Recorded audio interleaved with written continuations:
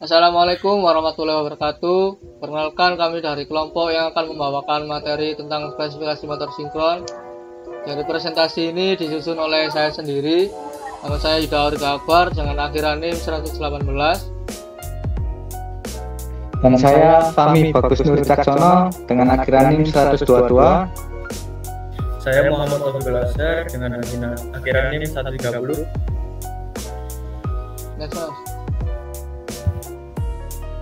Untuk mempermudah pemahaman kita semua, jadi presentasi kami akan membahas beberapa poin utama, yaitu yang pertama pengertian dasar motor sinkron itu sendiri, kemudian yang kedua ada spesifikasi teknis yang tertera pada nameplate motor sinkron, dan yang ketiga ada perhitungan kecepatan dan daya maksimum, yang keempat ada faktor daya dan konsumsi daya reaktif, kemudian yang kelima untuk metode memulai motor sinkron, keunggulan kekurangan, kemudian ada penerapannya, question dan problem. Kita masuk ke dalam apa itu motor sinkron.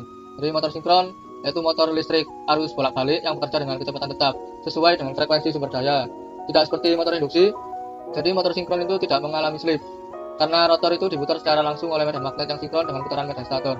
Nah, slip sendiri yaitu selisih antara kecepatan rotor dan kecepatan medan magnet stator di motor sinkron karena rotor digerakkan oleh medan magnet eksitasi DC yang terkunci dengan medan yang berputar dari stator. Nah, maka kecepatannya itu sama persis tanpa selisih. Inilah alasan disebut motor sinkron. Jadi motor ini sangat ideal untuk aplikasi di mana kestabilan dan kecepatan itu sangat penting, seperti dalam pabrik kertas, kemudian ada pompa besar dan juga konveyor.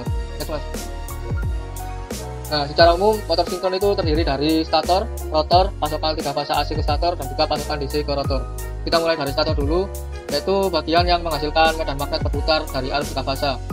Ini mirip seperti pada motor induksi. Kemudian untuk rotor, jika ada di stator itu bagian yang diam, nah rotor sendiri itu bagian yang berputar yang diisi arus DC sehingga terbentuk kutub utara dan selatan yang tetap. Kemudian yang ketiga ada pasokan 3 fase AC ke stator, ini untuk menciptakan medan magnet yang berputar. Kemudian untuk pasokan DC ke rotor, ini berfungsi menghasilkan medan magnet tetap yang terkunci dengan medan berputar dari stator. Jadi ketika medan stator dan rotor ini saling mengunci secara magnetik, maka rotor akan ikut berputar dengan kecepatan yang sama seperti medan stator. Nah, inilah yang disebut dengan operasi sinkron. Kemudian kita masuk ke dalam spesifikasi motor sinkron. Di bagian sebelah kanan ini terdapat nameplate pada motor sinkron yang menunjukkan karakteristik teknis penting. Nah, di situ terdapat diantaranya seperti rate HP atau tenaganya, kemudian ada tegangan kerja motor, kemudian ada arus nominal, ada juga tegangan dan arus eksitasi DC untuk rotornya, kemudian ada kecepatan putar atau RPM, ada jumlah fasa, biasanya 3 ya, kemudian ada faktor daya atau power factor, kemudian ada desain kode motor seperti A, B, C atau D. Nah, nameplate ini penting sebagai acuan perancang dan teknisi untuk instalasi dan pengoperasian motor. Di sini kita masuk ke dalam penjelasan pada nameplate. Nah, pertama yaitu rate HP, yaitu adalah daya keluaran maksimum motor. 1 HP itu setara dengan 746 watt, jadi 21.000 HP sama dengan 15,67 MW. Nah, ini menunjukkan bahwa motor ini sangat besar dan digunakan untuk aplikasi industri berat. Next. Kemudian ada tegangan kerja.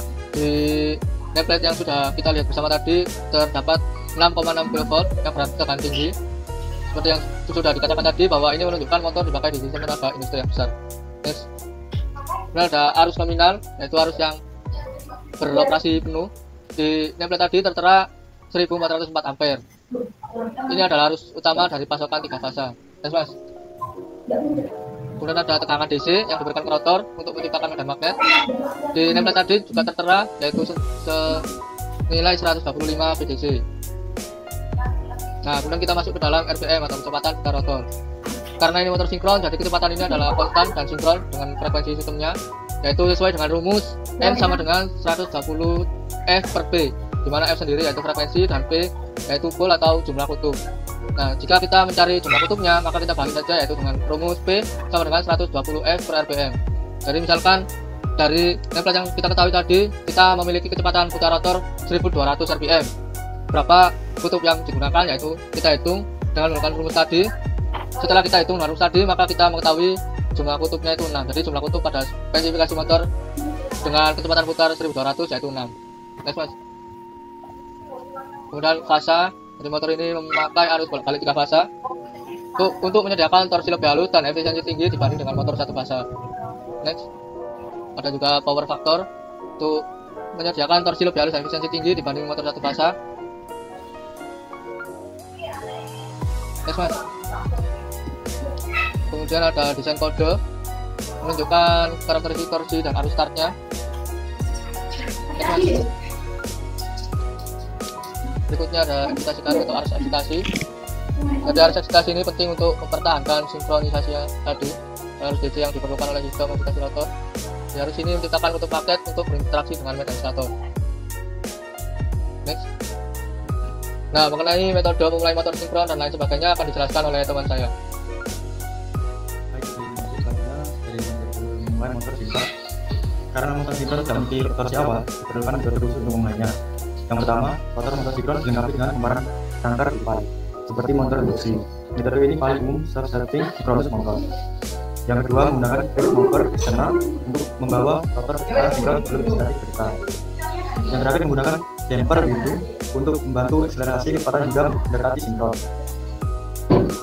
Selanjutnya ada keunggulan dan kelemahan. Yang pertama, keunggulan, kecepatan tetap meskipun bukan berubah. Dapat beroperasi dengan faktor daya LED untuk meningkatkan efisiensi dari sistem daya. Efisiensi tinggi dibandingkan motor induksi pada aplikasi tertentu.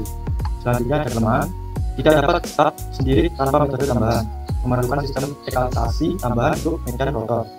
Kompleksitas lebih tinggi dibandingkan motor induksi. Selanjutnya, aplikasi motor sinkron.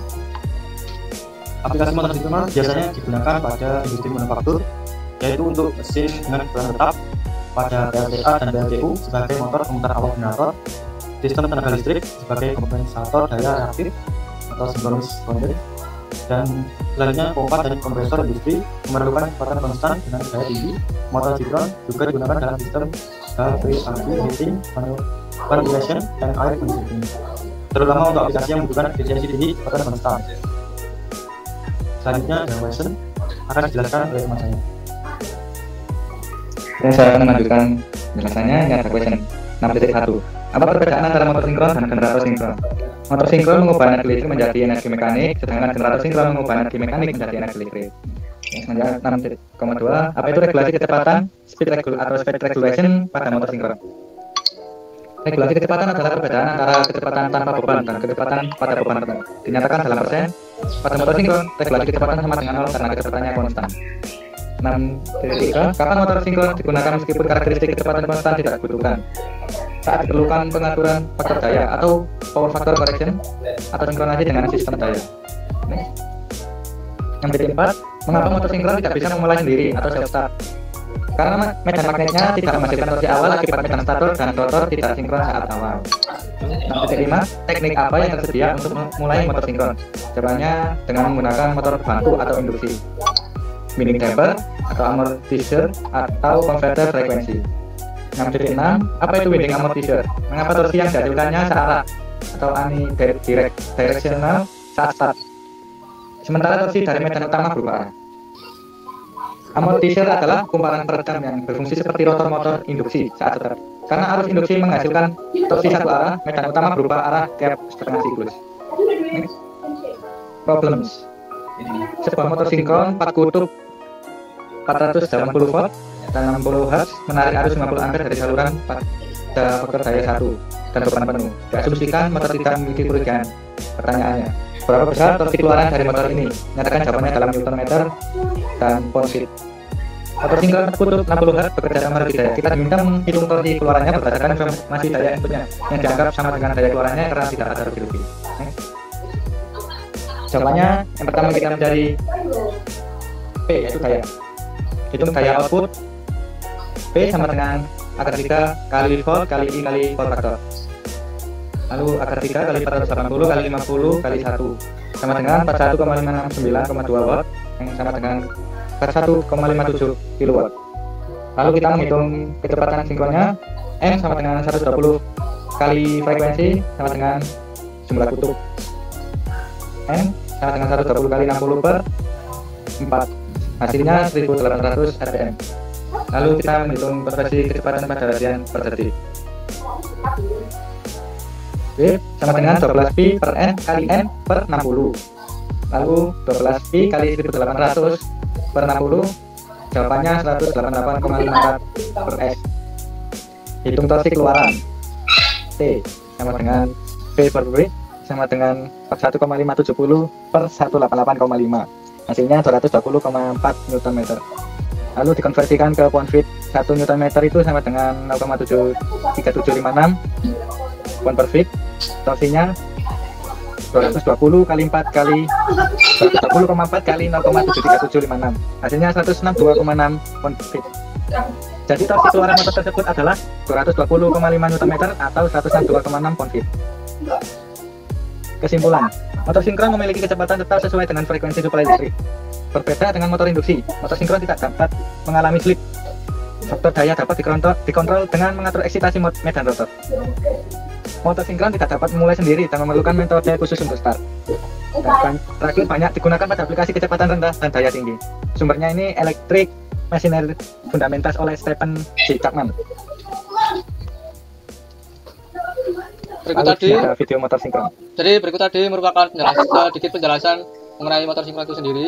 Nah, di sini kita juga mententukan bagaimana video dari motor sinkron, bagaimana cara kerja dari motor sinkron itu sendiri.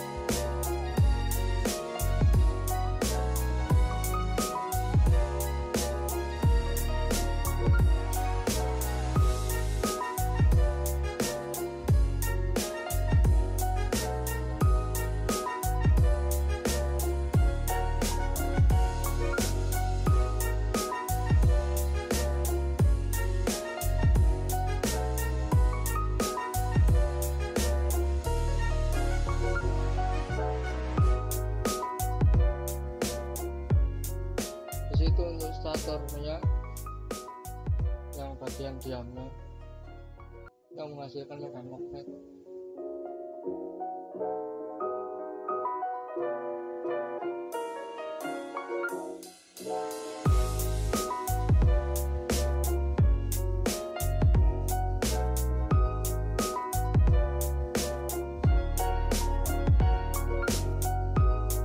Nah, jadi sekian materi yang dapat kelompok kami sampaikan. Kurang lebihnya mohon maaf. Terima kasih. Wassalamualaikum warahmatullahi wabarakatuh.